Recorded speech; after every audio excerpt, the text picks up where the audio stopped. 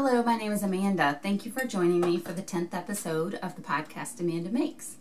This is a little podcast that I've been doing for the last couple of months to share a little bit about what I have been making, what I wish I were making, what I'm not getting done really because nobody gets everything done that they want to. And if I have a little time at the end, I throw in what I've been reading, movies I've watched, things that I just have an opinion about that I want to share that I think you'll be interested in. I want to start off with two housekeeping notes. One, I just want to say a tremendous thank you to all the people who have given me positive feedback. It has been a really interesting experience putting this podcast together. I started in November and kind of just did it on a lark after I got into watching a few other podcasts that people had done and really enjoyed it. So thank you for everyone who has said great things, and I hope that you'll subscribe. I hope that you will like the videos, and I hope that you will follow along on the blog and Instagram. My second housekeeping note is about the blog and about my social media networks in general. I've been changing some things around in case you haven't caught up. The Instagram used to be my name, Mrs. Demacek, but it is now Little House Big Woods because, for starters, people don't know how to say Demacek when they see it spelled out. And secondly, I'm trying to go through and make everything a little bit more cohesive in different silos of my life. So I have also changed my Ravelry username. It was Bobanda, Amanda Bobanda. It's now Amanda Makes to go along with the podcast. There is also a new podcast group on Ravelry called the Amanda Makes Podcast, and you can look it up. You can find the show notes for the podcast there. You can also chat with me about things that I mention in the podcast. Lots of times I ask you questions and need your advice, but there isn't really a good forum on YouTube to have that discussion back and forth. And I would love to also have that space so you can show me your works in progress or finished objects and that sort of thing so we can continue the discussion further. So definitely check out the Ravelry group, which is the Amanda Makes Podcast. Link up with me on Instagram, which is Little House Big Woods, and find me on the blog, which I will link to in the description of this video. One last thing about the blog is that it's going to be changing as well because last year I purchased a domain name because I thought I was going to head in one direction with the blog, and I ended up not doing that. In fact, I've actually kind of headed nowhere with the blog, but it serves as a wonderful place for me to scrapbook some things and a place to host the show notes. I don't know if you can hear that chirp, chirp, chirp, chirp in the background. Sorry for the interruption, but right here outside my window is my bird feeding station in my yard, and in case you don't follow along, I am a bit of a bird nerd, and I love my birds that come to the backyard, and I think it's fun with the cardinals. That's a northern cardinal outside the door, or outside the kitchen door, den window, and I think it's so fun with cardinals because lots of times birds will say their name to you. If you don't know, for example, the phoebe says, Phoebe, Phoebe, Phoebe in the trees. But with the cardinals, the mated pair will talk back and forth and they will say each other's names to one another. And so we always call the male Red because he's red. And we always call the female Birdie because she's Birdie. And that chirp, chirp, chirp is what Julian and I perceive or know to be the red, red, red. And then at other times you'll hear them saying birdie, birdie, birdie. Anyhow, nature diversion. Moving right along, back to the point. The blog domain might be changing. will be changing.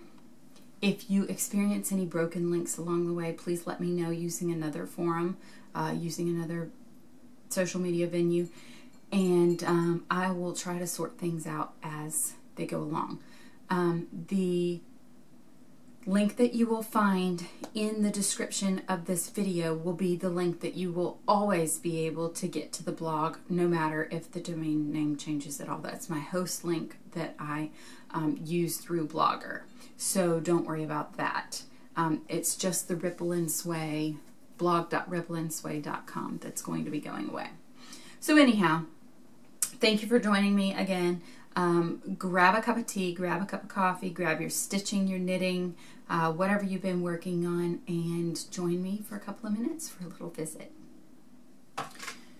To start off, I just want to follow up on the last podcast. I did have my family in for Easter, which I talked a little bit about there. It went really well. I have a couple pictures that I will include in the blog post where I post this video, just to show you.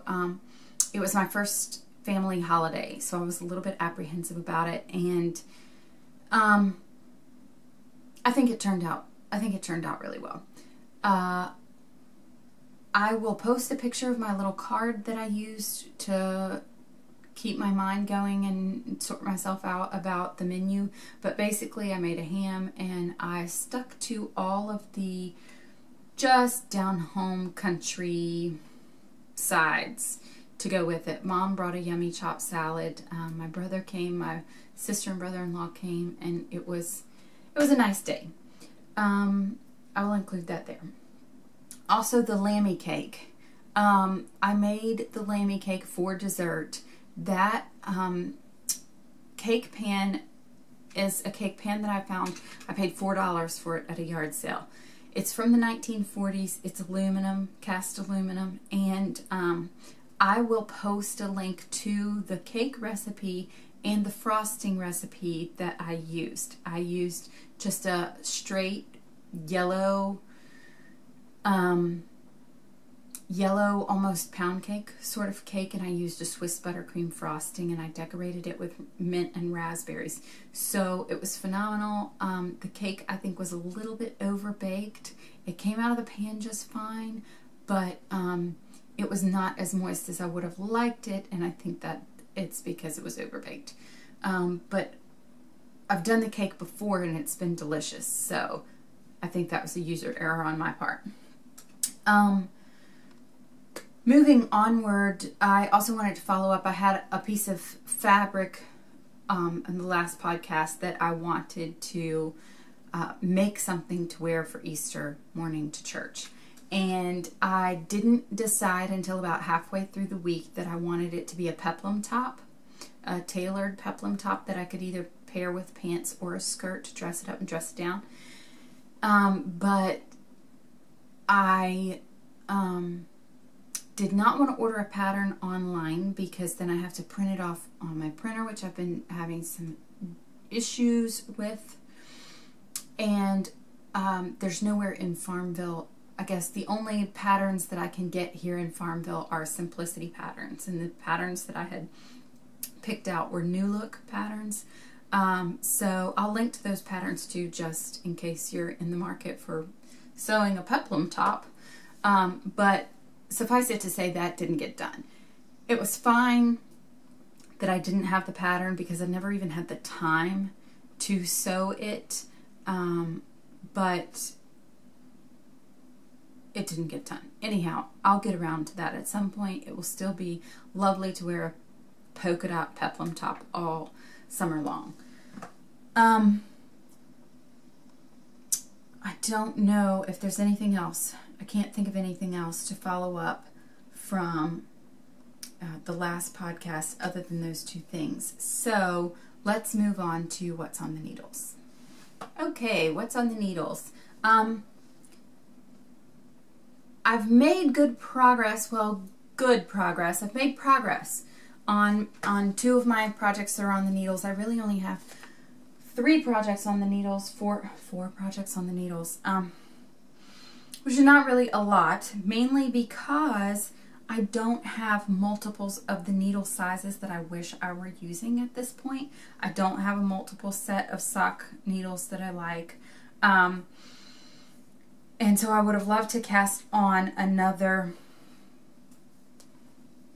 pair of socks by this point, but haven't gotten that done.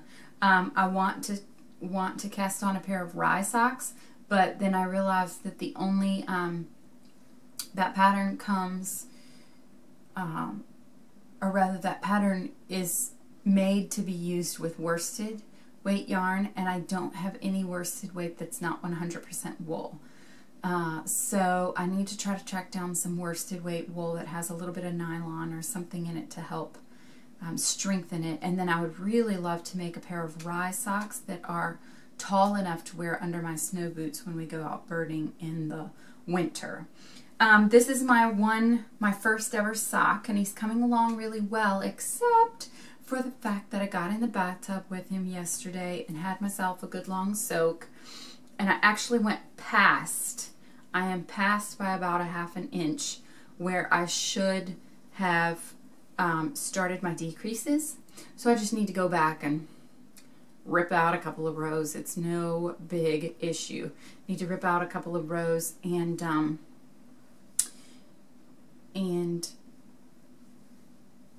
start my decreases and be finished with my sock in 2 shakes of lamb's tail. I did a short row heel because I realized that the heel flap, I started with the Eye of Partridge heel flap, and I realized that I wasn't in the mood for it, or it was putting me in a funk, I don't know. But I realized this sock is never going to get done if I have to sit here and do an Eye of Partridge heel flap. So I did a short row heel, and it does have a couple of holes that are indicative of short row heels, little gappy things, and I don't think that any of them are mistakes. I think it's just the nature of the beast with the short row. I tried to do the German short row, which you don't actually wrap it. You don't wrap it when you turn it. You do this weird kind of yarn over type thing. Google it. But I definitely think that there were no problems with the short row heel that would make me want to rip it back and do it over again. But it's not, you know, blue ribbon county fair knitting. So I'm going to do the other sock, do it with a short row heel, and then the next pair of socks that I cast on and do, I'm probably going to go ahead with the Fish Lip Kiss heel. And that's a modified short row heel that has this neat little braided type stitch that helps give you a reinforced thingy, whatever this is called, that gets the gaps in it. Not the gusset, but you know, the heel thingy. So yeah, I'm really excited. The sock fits like a dream thanks to these ribby rows, and I'm just really excited to have my very own pair of hand knit socks. Gonna cast on a million more. Looking forward to finishing that up. The other thing on the needles at this point is the, at least that I want to be talking about, is my sister's Dreambird shawl. This is, you can see it comes all the way out here. I really need to, I don't know if I need to be more careful with it or just not ball it up and shove it, but it's starting to get a little fuzzy. It is made from Knit Picks Chroma fingering, and that's the Fog Bank and the Weather Vane colorway, and I've talked about it a lot in the podcasts up until this point, but I'm just so in love with it. Look at that. It's beautiful. It's been a rainy day here, and the sun keeps peeking out and then going back and peeking out and going back, so if all of a sudden I look like I'm illuminated from heaven, that's why. But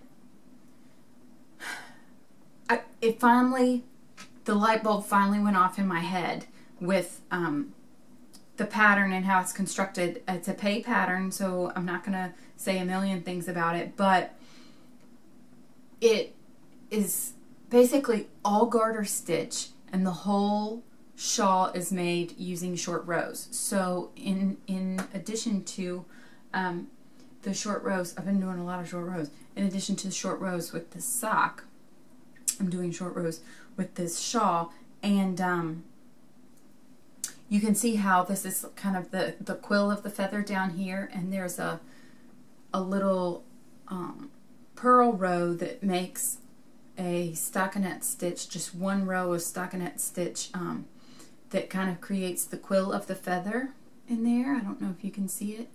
And then right now I'm building the other side of the feather. Then there will be a gray wedge between that, and then I think 16 more feathers, 17 more feathers, several more feathers to make a spiral wedge shaped shawl for my sister. So yeah, the pattern is written, the pattern is charted, written in steps, and also she gives a diagram on how you put it together. It didn't make sense. None of it made sense to me until I'd already gotten to the point here in this feather. And then when I got there, I was like, oh yeah, I understand what's going on here. And so it was weird because the chart was worthless and the diagram was worthless until I had muddled my way through the step by step by step. And then it was just like a light bulb. So I don't know, it might be the case that you think differently than I do, and you can look at the chart and just be like, oh, that's a breeze. Maybe you have more experience with short rows than I do, and you'd say, ah, that's a breeze. But anyhow, it was a little bit confusing to start, but all of the reviews and all of the comments of the shawl on Ravelry say, oh, once you get past the first feather, it's a breeze, and you'll just be able to truck right along on the shawl. And even now, I've gotten through the first half of the first feather, and it's like, aha, I've got it. So I hope that this will knit up rather quickly. It's got, at this point, it's got 1, 2, 3, 4, 5, 6, 7, 8, 9, 10, 11 stitch markers in it. But the pattern is not actually that complex. They're not stitch markers so much as they are progress keepers at this point. So that is coming along very nicely, and I'm looking forward to making more progress on that. Let's talk a little bit about my computer fell asleep. Let me grab my notes. Those are basically the only things worth mentioning that are on my needles at this point, but let's talk a little bit about my stash.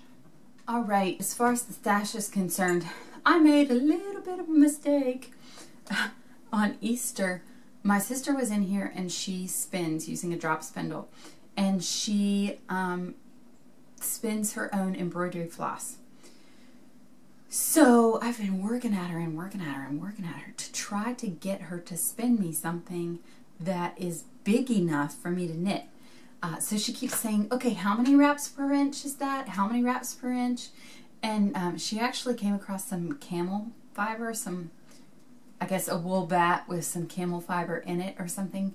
I'm not exactly sure of the percentage of the blend, but she said, could you make me a shawl out of this? And I'm like, sure, but not if you spin it at embroidery floss weight. So she'll text me now, how many wraps per inch? Anyhow, while she was here at Easter, she was spinning some Tweety fiber that she had gotten, and I posted a picture of it on Instagram, and it was beautiful. But it's itty bitty, and she kept saying, okay, well, if I ply this together, would it get up to sock weight? And so I pulled out an index card. I went downstairs in my stash, and I keep my stash in a big green, like one of those big green, I don't know, I just feel like it's a barn tub, you know, with the rope handles, and you haul the hay to the horses in it. And and I just dump all of my yarn in there, with the exception of a giant duffel bag that I have that's full of all of my worsted weight solids. And so I go downstairs, I haul my yarn stash up in this big green barrel, and I say, okay, Julie, today's the day. I'm going to get you a card, and I'm going to write out all of the yarn weights, and I'm going to give you a little sample of the yarns that I have in every yarn weight. So I did that for lace through super bulky on this card, and my husband gives me the side eye. I'm like, what? What's wrong? He's like, you got an awful lot of yarn there. That's all he said. And he walked off. And so, I'm feeling a little bit of encouragement to knit a lot of stuff from stash really quickly. So the stash goes down and I can justify some stash enhancement. So I've got this Knit Pick Stroll in Pony Ride. It's the Knit Pick Stroll hand paints in Pony Ride, and I adore this colorway. It would make beautiful socks. It would make beautiful slip stitch socks. It would make beautiful Hermione's Everyday socks. But I have been envisioning a hat with a fur pom-pom, a real fur pom-pom. And I think that this would be beautiful as a sock head slouchy hat with a real fur pom-pom. Someone on Ravelry already used this colorway to make a sock head slouchy hat, and I liked it. So I don't know, but then you say to yourself, well, how many hats does a person need? And I'm not going to make it for someone and then give it away because I love it too much. And then how many pairs of socks does a person need? And I wear a heck of a lot more socks in a week than I do hats. So I don't know. I'm toying with the idea of my next sock yarn cast on project not being socks at all. I don't know. I just love it so much. Another thing out of stash, I met in the internet land. I met the gal who does Knit, Read, Pray. It's a podcast. I think it's actually an audio cast instead of a video podcast. And she's hosting a prayer shawl knit along.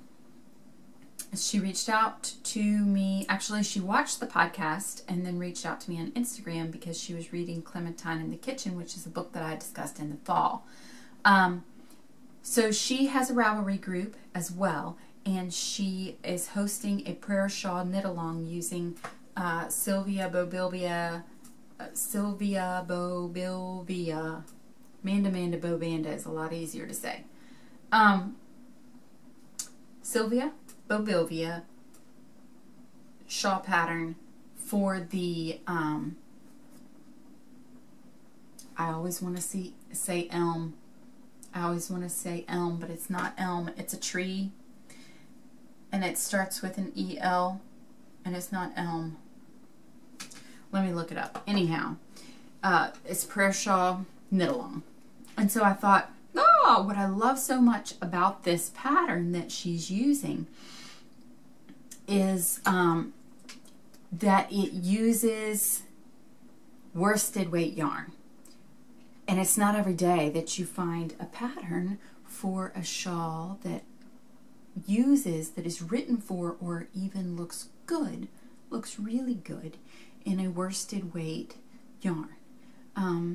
So then I thought, oh, that's exactly what I need because I have this yarn in my stash that I'm madly in love with, but I've had it for years and I cannot make up my mind what I want to do with it.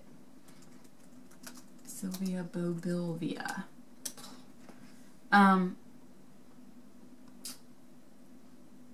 Search. already? Elder tree shawl. I knew it was an EL and I knew it was a tree. So the elder tree shawl. It's charted, which I've never done a chart before, but I think I can learn. Of course I can learn. And it uses, it's a really big shawl. It's 66 inches wide and 33 inches deep, using what she claims is 330 meters of worsted weight yarn. And I just happen to have 442 meters of this beautiful Araucania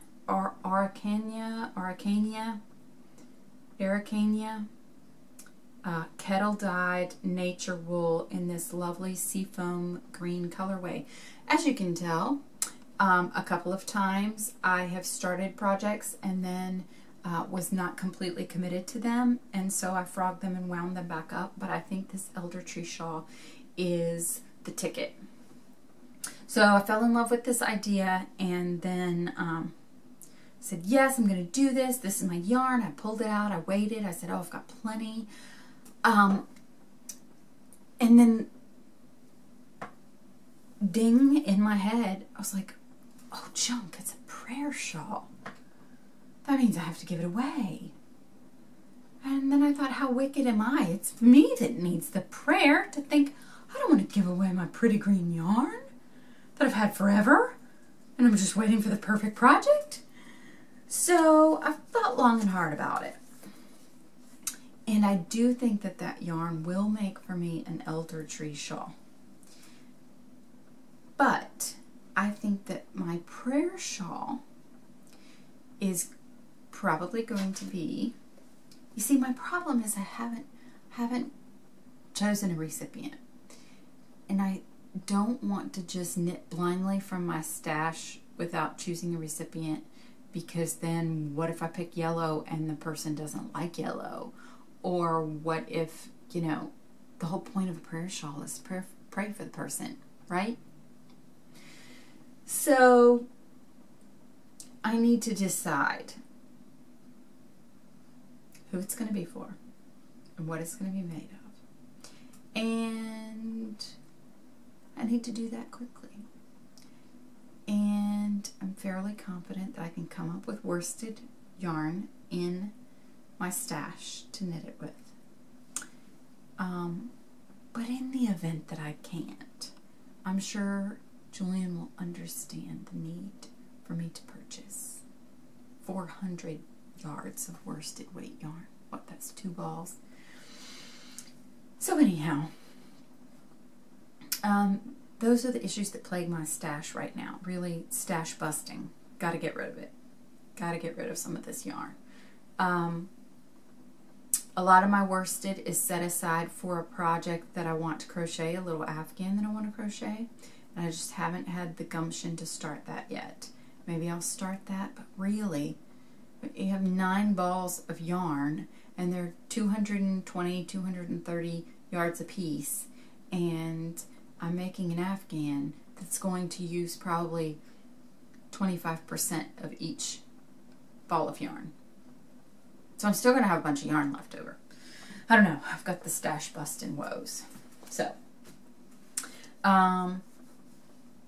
let me look at my notes. What comes after such a depressing topic as not buying yarn? I've already talked about the Knit, Read, Pray podcast. I'm going to link to that. Now let's talk about a little bit of sewing. All right.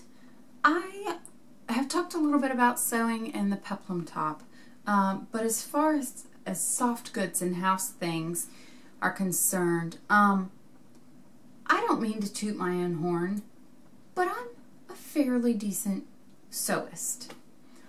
Although, you wouldn't know it from the things that I made this week. And I guess I can just chalk it up to the lack of practice.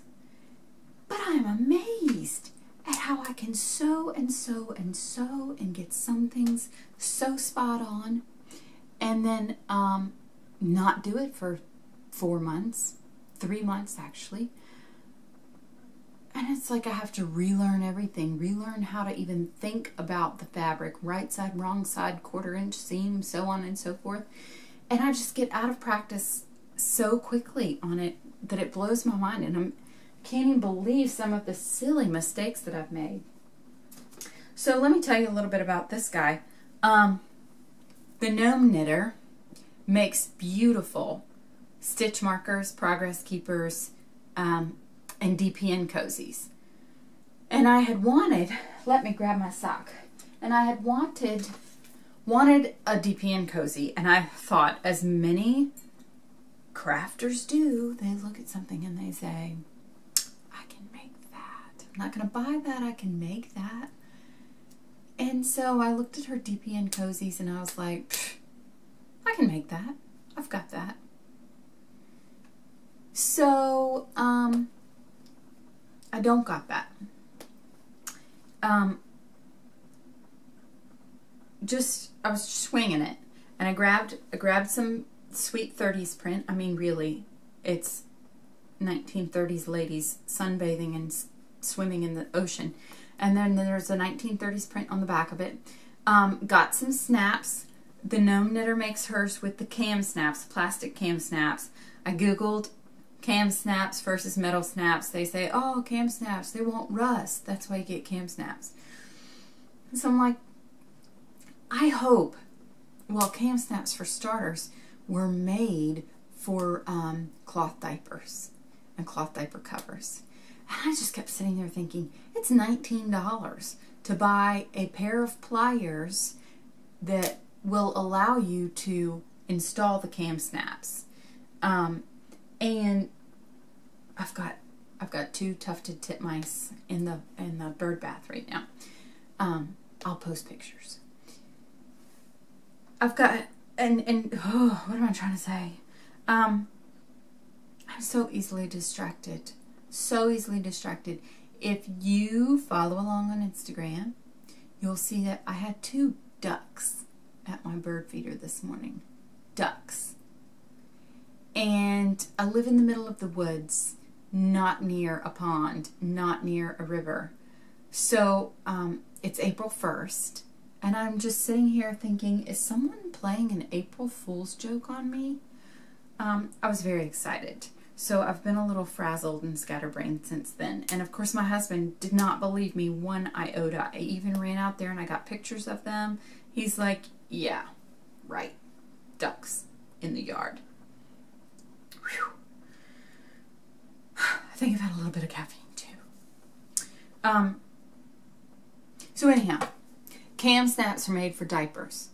Cam snaps are made to not rust. Cam snaps require a pair of pliers that costs $19 at the Walmart to purchase. So I opted to not get cam snaps. I also didn't like that I could only buy them in just white. And I know that they make 100 different colors, but I could only get my hands on plain white. So I bought metal, and let me tell you, they're not very easy to get them where you want them. So I just sewed this little piece of fabric and then thought, oh, I'll just snap it together. So then I put my snaps in, and they don't line up. It doesn't line up at all. And it doesn't hold anything inside there. I mean, maybe it would hold 8-inch DPNs. But my sock DPNs are 5 inches. And the snaps are not close enough together to hold them. So, as luck would have it, I actually made the snaps completely unintentionally. I made them so that they could snap short ways instead of long ways, in addition to long ways. So if I'm really determined to use this little contraption that I've made that is suboptimal, I can snap it all together like so. And it does hold it all intact, and I don't drop any stitches in my bag. But it doesn't protect the ends of the DPNs from anything. So there you go. Chalk that up to one big DPN cozy sewing failure. Go online to the Gnome Knitter, buy her stuff because it's beautiful and lovely, and check back another day to see if I have managed to accomplish something that is usable. On that same hit or miss sewing out of practice topic, I wanted to make myself, excuse me, I dropped it, wanted to make myself a teapot cozy. It's just cozy all around. The DPNs are cozy, the teapot's cozy, although even now it's hot outside. I don't know if you're familiar with Farmville, Virginia at all. It is a real place. It is called Farmville. It was called Farmville before the Facebook game.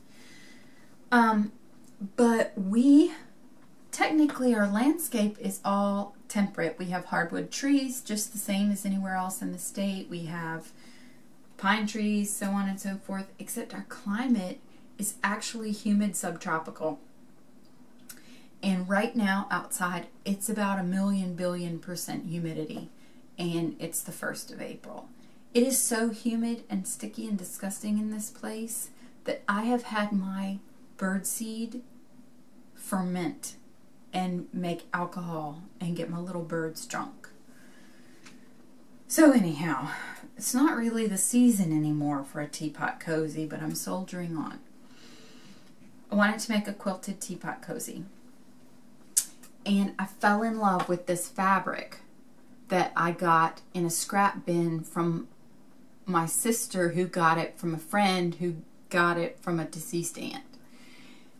I am just so in love with this fabric. It's like Cath Kidston on steroids. And I can't get over it. So I felt like the roses needed a little bit, the fact that it was a teapot cozy and the fact that it was just so crazy and rosy needed a little British flair, and so I made the Union Jack. It's paper pieced. This seersucker is a scrap off of an old dress that I bought at the Goodwill many years ago. And the back that I have cut for it is also seersucker. I've not finished quilting it. The reason I've not finished quilting it is because I went to great lengths to get all of my yellow rose print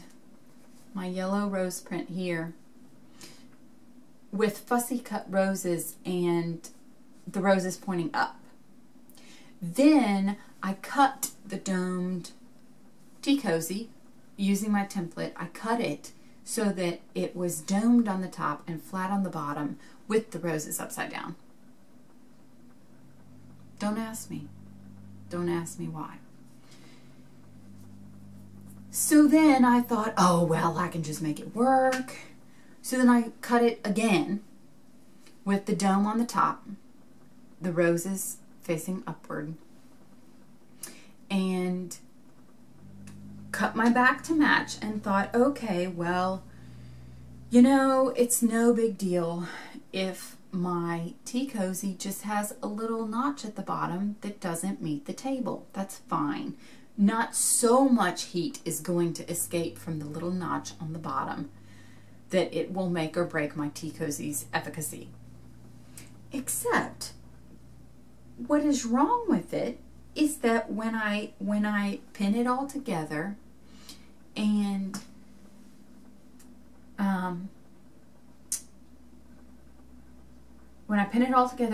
and test fit it on my teapot, because of the little notch that's here now, because it's curved, the tea cozy just kind of splays its legs open and sits down. That's hard to explain, not being able to show it to you. So now I'm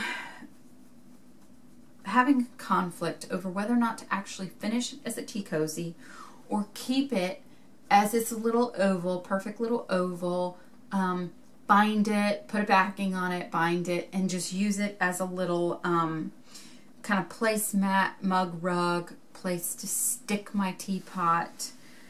Yeah, I don't know. I'm just really conflicted about it. I don't want to go to all the work to have a tea cozy that isn't 100%, but I also don't have any more of this fabric at all. I used every scrap.